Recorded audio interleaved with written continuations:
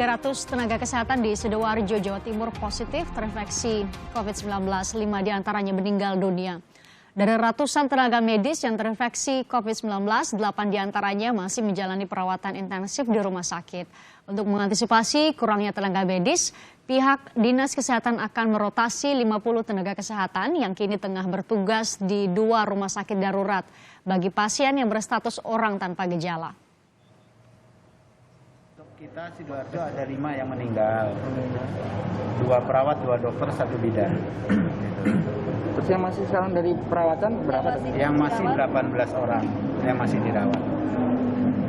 Totalnya semua kalau untuk puskesmas dan rumah sakit serta seluruh rumah sakit swasta hampir 300-an. Presiden Joko Widodo memberikan perhatian khusus terhadap penyebaran COVID-19 di Jawa Timur dan memberikan tenggat waktu 2 pekan terakhir untuk menurunkan angka penyebarannya. Pemerintah Provinsi Jawa Timur menyebut ada lebih dari 2.100 yang sembuh dari COVID-19 dalam periode itu. Pemerintah Provinsi Jawa Timur menyebut tingginya angka pasien positif COVID-19 karena masih masifnya tes yang dilakukan. Dalam sehari, pemerintah provinsi bisa melakukan rapid test sebanyak 600.000.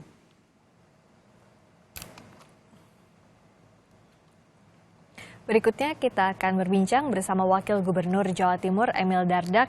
Selamat sore, Assalamualaikum warahmatullahi wabarakatuh. Pak Wagub, Pak Emil. Waalaikumsalam warahmatullahi wabarakatuh.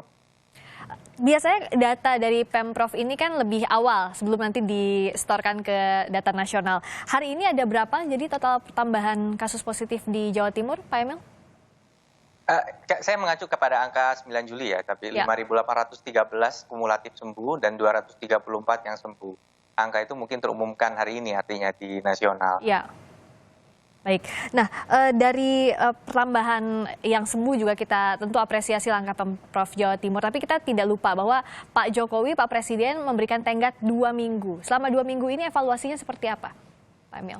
Kan kita semua selalu berharap bahwa apa yang kita lakukan akan muncul dalam suatu penurunan angka. Kita selalu berharap angka besok akan lebih rendah daripada hari ini atau angka hari ini lebih rendah daripada kemarin. Tetapi ternyata fluktuasi, kadang di atas, kadang di bawah. Ya, jadi jumlah kasus kita hari ini dibandingkan kemarin tentu lebih tinggi kemarin, ya, dibandingkan hari ini. Namun demikian tetap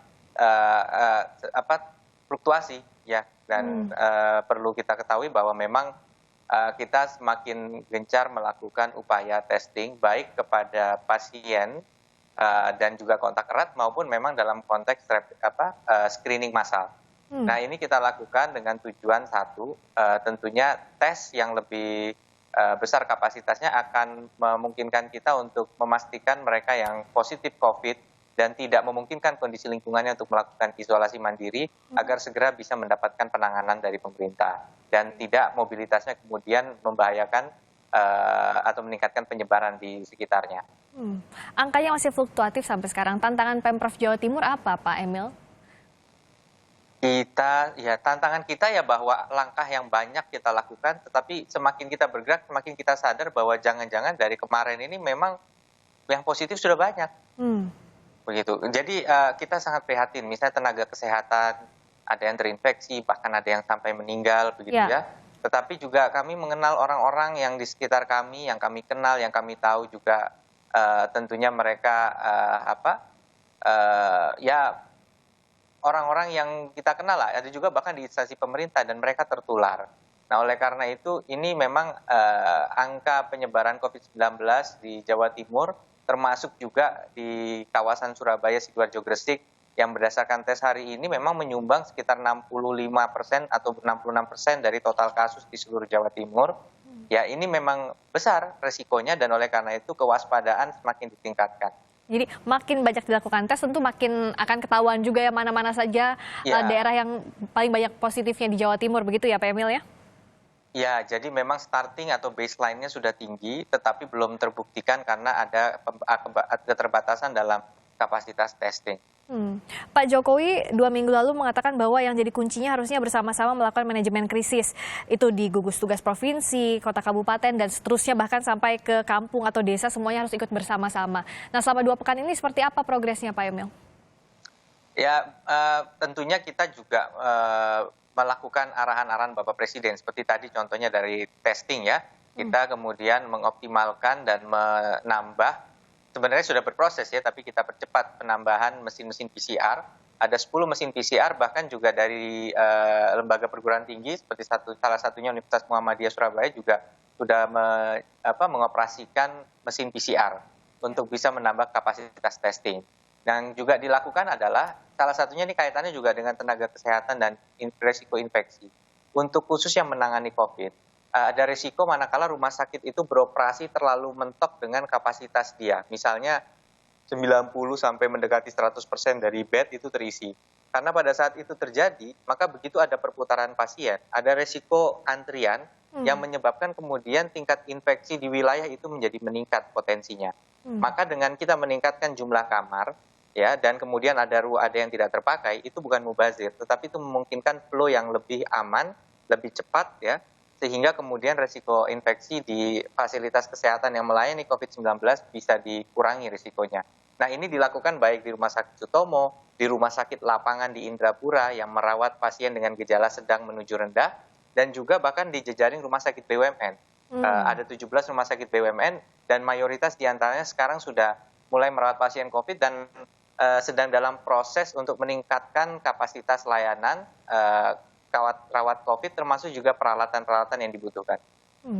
Kalau kita cermati beberapa klaster baru di provinsi lain, misalnya ada yang di asrama munculnya klaster baru. Apakah kalau di Jawa Timur tadi yang jadi concern utama adalah di rumah sakit misalnya, karena banyak juga tenaga kesehatan yang terpapar COVID, apa seperti itu Pak Mil? Ya begini, sekarang kalau misalnya ada kasus di tempat kerja misalnya ya, di lembaga keuangan, ada di, mohon maaf, pondok pesantren, ada di pasar, ya, bahkan ada di rumah keluarga gitu, benar. Kita tidak bisa mengkotak-kotakan gitu ya, bahwa hanya ini saja yang beresiko. Kewaspadaan harus rata di seluruh lini. Tetapi memang kesiapan untuk mengelola risiko itu berbeda-beda.